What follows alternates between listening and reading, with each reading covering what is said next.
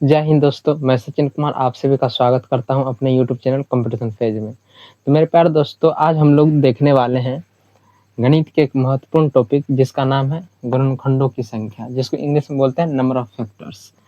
इस चैप्टर में हम लोग जो है इन सभी टॉपिक को कवर करेंगे। सबसे पहले गुणनखंडों की संख्या, जिसको इंग्लिश में बोलते हैं नंबर ऑफ फैक्टर्स, और उसके बाद सम गुणनखंडों की संख्या, नंबर ऑफ इवन फैक्टर्स।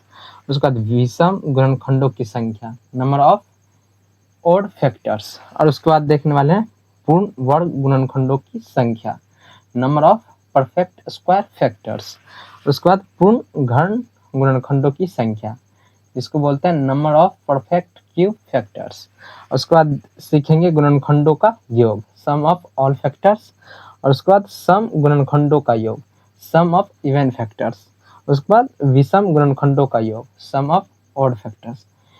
इन सभी टॉपिक को हम लोग ट्रिक के माध्यम से सीखेंगे, और आज जो इसको हम लोग देखेंगे पूरा बेसिक भी देखेंगे और उसके बाद साथ साथ ट्रिक भी सीखेंगे।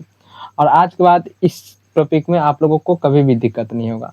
तो सबसे पहले इस चैप्टर को स्टार्ट करने से पहले हम लोग इन तीन चीज़ों को जान लेते हैं कि गुणज क्या होता है, गुणनखंड क्या होता है और अभाज्य गुणनखंड क्या होता है। जैसे मान लीजिए यहाँ पे 16 है, तो अगर 16 का पूछे गुणज या मल्टीपल, तो इसका मतलब क्या होता है, 16 जो है उसका टेबल लिखेंगे, मतलब 16 का पहाड़ा। जैसे 16 है, तो अगर इसका गुणज लिखना हो क्या करेंगे, 16 एकम 16, 16 दूनी 32, 16 तिया 48, 16 चौक 64। इसी तरीका से अनंत तक ये चलते रहेगा। इसी को बोलते हैं मल्टीपल या गुणज बोलते हैं। और उसके बाद आता है गुणनखंड, जो इस चैप्टर में हम लोग पढ़ने वाले हैं, जिसको इंग्लिश में बोलते हैं फैक्टर्स। फैक्टर्स क्या होता है, जैसे ये 16 है, तो ये 16 जो नंबर है ये किस किस नंबर से कट रहा है उसी को क्या बोलते हैं, उसका फैक्टर्स बोलते हैं। जैसे 16 है, तो ये किस किस नंबर से कटेगा, सबसे पहले 1 से कटेगा, और उसके बाद 2 से कटेगा, और उसके बाद 4 से कटेगा, और उसके बाद 8 से कटेगा, और इसके बाद ये खुद से कटेगा, जैसे 16 से ही कटेगा। तो टोटल कितना फैक्टर्स हो गया, 1 2 3 4 5। टोटल फैक्टर्स हो गया आपका 5। और इसी चैप्टर हम लोग को देखना है कि फैक्टर्स का योग, जैसे इसमें पूछ लेगा कि इन फैक्टरों का योग कितना होगा, तो इसको ऐड करेंगे। अगर ऐसे सिंगल सिंगल ऐड करेंगे तो क्या हो जाएगा, बहुत टाइम लगेगा। तो इसी के लिए हम लोग क्या करेंगे, इसका ट्रिक सीखेंगे। जैसे इसमें पूछ लेगा गुणनखंडों की संख्या, जैसे गुणनखंडों की संख्या कितना है इसमें, 1 2 3 4 5। फिर पूछ लेगा सम गुणनखंडों की संख्या, तो सम संख्या कौन है, ये और ये, तो 1 2 3 हो गया। उसके बाद पूछ लेगा विषम गुणनखंडों की संख्या, तो इसमें क्या है, विषम में क्या है, जैसे यहाँ पे देखिए सिर्फ यहाँ पे जो है सिर्फ 1 है, ये क्या है, विषम गुणनखंडों की संख्या। तो इन सब के लिए क्या है, ट्रिक है, तो ट्रिक के माध्यम से सीखेंगे। उसके बाद अभाज्य गुणनखंड, जिसको बोलते हैं प्राइम फैक्टर्स। प्राइम फैक्टर्स क्या होता है, किसी भी नंबर को प्राइम नंबर में तोड़ना ही क्या होता है, प्राइम फैक्टर्स होता है। जैसे 16 है, तो 16 को प्राइम नंबर में तोड़ते हैं। जैसे 2 से डिवाइड करेंगे तो 8 होगा, फिर 2 से करेंगे तो क्या होगा, 4 होगा, फिर 2 से करेंगे तो क्या होगा, 2। तो इसको क्या करेंगे, ऐसे करके 2 इंटू 2 इंटू फिर 2 इंटू 2। ये सब क्या है, 2 क्या है, प्राइम नंबर है। और ये क्या है, ये भाज्य संख्या है, और ये अभाज्य संख्या है 2। तो इसको अभाज्य संख्या में तोड़ना ही क्या कहलाता है, अभाज्य गुणनखंड। तो आज के बाद आप लोगों को इन तीनों टर्म में कोई दिक्कत नहीं होगा। चलिए अब देखते हैं पहला टॉपिक, जिसका नाम है गुणनखंडों की संख्या। गुणनखंडों की संख्या निकालना सीखेंगे।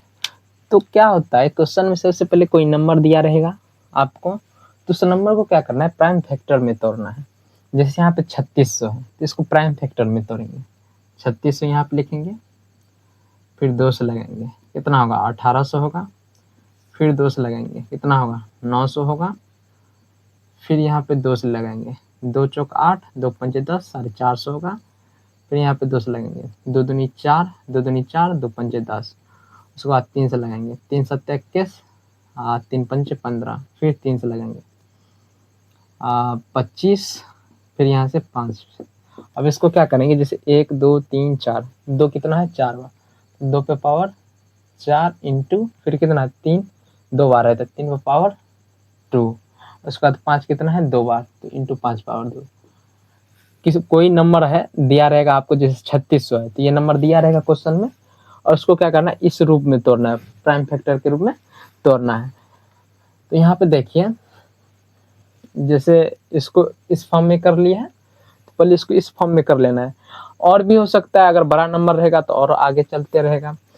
तो यहाँ पे देखिए गुणनखंडों की संख्या, यहाँ पे क्वेश्चन क्या रहेगा, 3600 लिखा रहेगा 3600, इनके सभी गुणनखंडों की संख्या ज्ञात करें। तो इसमें करना क्या आपको, जब ये गुणनखंडों की संख्या पूछेगा तो इसका फॉर्मूला क्या होता है, जैसे ये फॉर्म है तो p पावर जितना है उसमें एक जोड़ देंगे, plus p plus 1 into q plus 1 into r plus 1, सब में प्लस 1 करते चलेंगे, उसको मल्टीप्लाई कर देंगे, वही क्या हो जाएगा, गुणनखंडों की संख्या। जैसे यहाँ पे 3600 में अगर निकालेंगे गुणनखंडों की संख्या तो कितना है, पावर 4 है, तो 4 में क्या करेंगे, प्लस 1 करेंगे, इंटू फिर कितना है 2 है तो 2 प्लस 1 करेंगे, फिर इंटू 2 है तो 2 प्लस 1 करेंगे।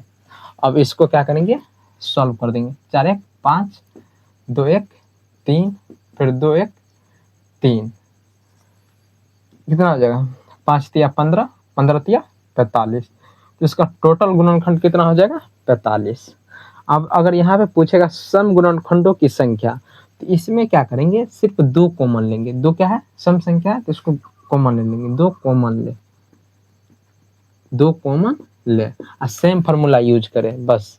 यहाँ पे देखिए 2 पावर 4 है ना, तो यहाँ पे करेंगे 2 कॉमन ले लेंगे, जब ये 2 कॉमन लेंगे, सिर्फ 2 ही कॉमन लेना है, तो कितना बचेगा, 2 power 3 into 3 power 2 into 5 power 2। अब इसके लिए जो फार्मूला यूज किए हैं ये वाला, ये फार्मूला यहाँ पे यूज कर देंगे, तो कितना हो जाएगा, 3 प्लस 1 इंटू फिर 2 प्लस 1 इंटू प्लस 2 प्लस 1, तो कितना हो जाएगा, 3 1 4, 2 1 3, 2 1 3, 4 तिया 12, 12 तिया 36।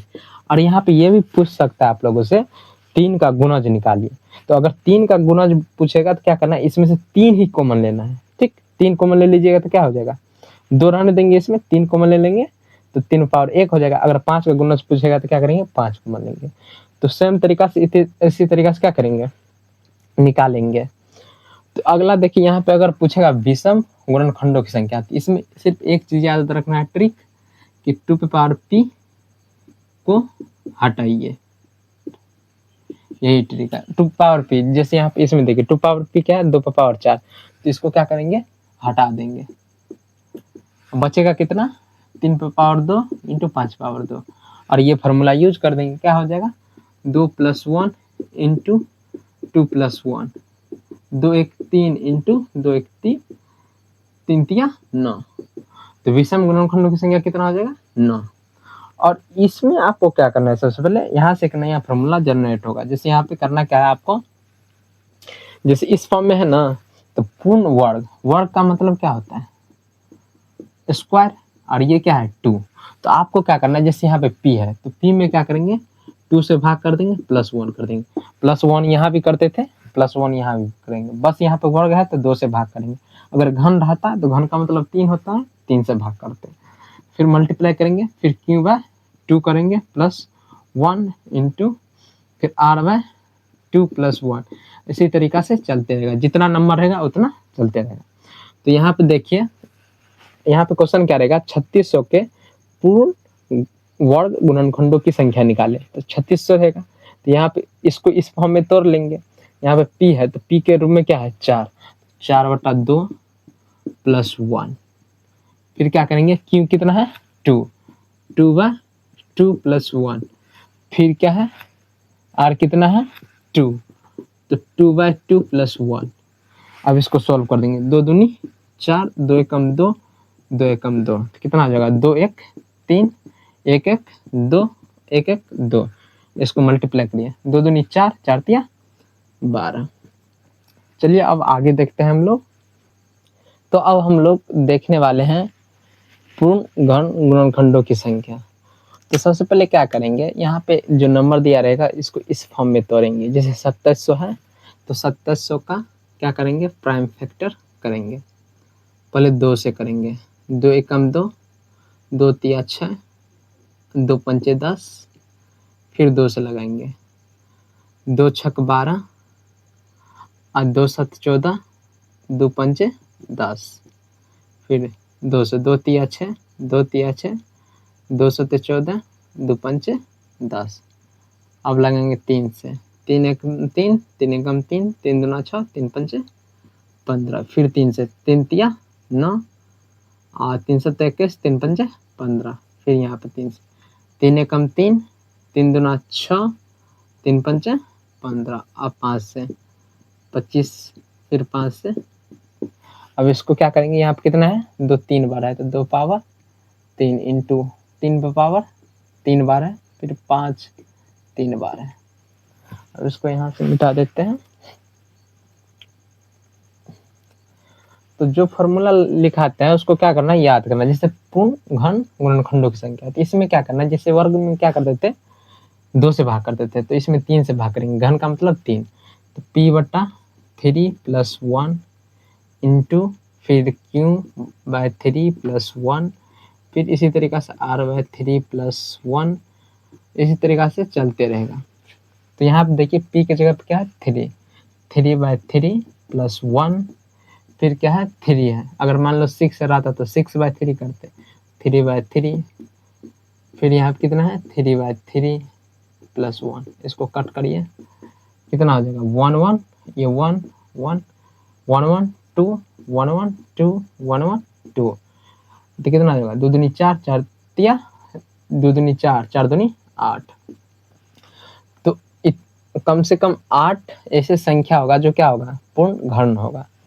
अब देखेंगे गुणनखंडों का योग, तो यहाँ से एक नया फॉर्मूला जनरेट होगा, उसको आप लोग क्या करिएगा, याद करिएगा, वो ट्रिक है। जैसे यहाँ पे कितना है, x⁻p है, तो आपको क्या करना है, x पे पावर p है तो इसमें 1 जोड़ देना है, फिर इसमें से क्या करना, नीचे 1 घटा देना, व फिर x - 1 कर देना। सभी में इसी तरीका से करना है। जैसे आप देखिए q है तो y⁻q + 1, फिर -1, फिर y - 1 कर देंगे।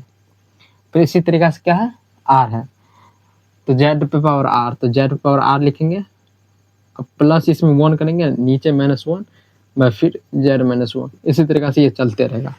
तो सबसे पहले देखिए p 2 पावर 3 है, तो 2 पे पावर 3 और +1 -1 और 2 - 1, फिर क्या करेंगे 3 पावर 3 है तो 3 पावर 3 + 1 -1 बाय कितना हो जाएगा 3 - 1, फिर क्या करेंगे 5 पे पावर 3 है तो 5 पे पावर 3 + 1 -1 बाय 5 बाय 1। अब इसको सॉल्व करेंगे, 2 पे पावर 4 हो जाएगा, 2 पे पावर 4 -1, 2 में से गया 1, ठीक। उसके बाद कितना होगा 3 पे पावर 4 -1/3 में से गया 2, फिर क्या करेंगे 5 पावर 3 + 1 है तो 5 पावर 4 हो जाएगा -1, अब 5 में से गया 4।